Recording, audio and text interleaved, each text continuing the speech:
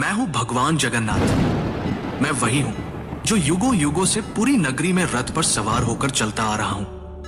पर आज मैं तुम्हें अपने रहस्य का वो सत्य बताने आया हूं जिसे केवल भाग्यशाली ही जान पाते हैं। लोग मुझे जगन्नाथ कहते हैं, पर क्या तुम जानते हो मैं कौन हूं?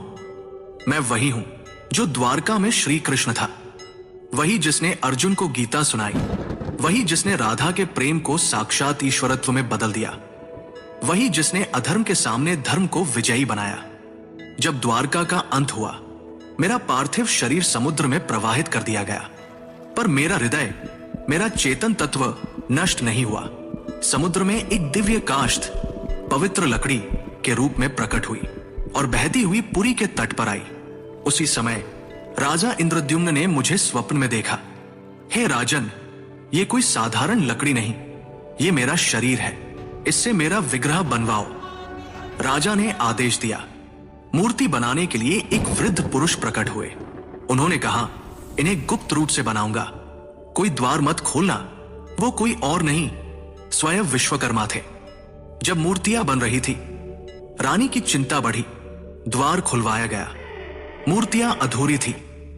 मेरे हाथ नहीं थे, मेरे चरण नहीं थे, पर तभी आकाशवाणी हुई, यही मेरा विराट रूप है, यही मेरा जगन्नाथ स्वरूप है, जहां मैं हर सीमा से परे हूं।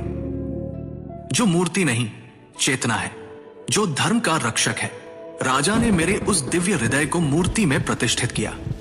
वो हृदय जो श्री कृष्ण रूपी मेरी चेतना का केंद्र था, वो आज भी मेरी मूर्ति में वास करता है। हर 12 से 19 वर्षों में जब मेरी मूर्तियां बदली जाती हैं, उस हृदय को गुप्त रूप से नव विग्रह में स्थापित किया जाता है। कोई उसे देख नहीं सकता, कोई उसका वर्णन नहीं कर सकता, क्योंकि वो हृदय भौतिक नहीं, दिव्य है।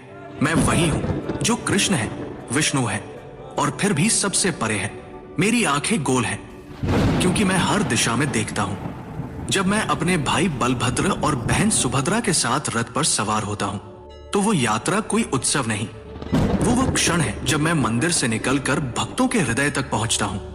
जब तुम मुझे सच्चे हृदय से पुकारोगे, ओम नमो भगवते जगन्नाथाय, तो तुम पाओगे कि मैं तुमसे कभी दूर था ही नहीं।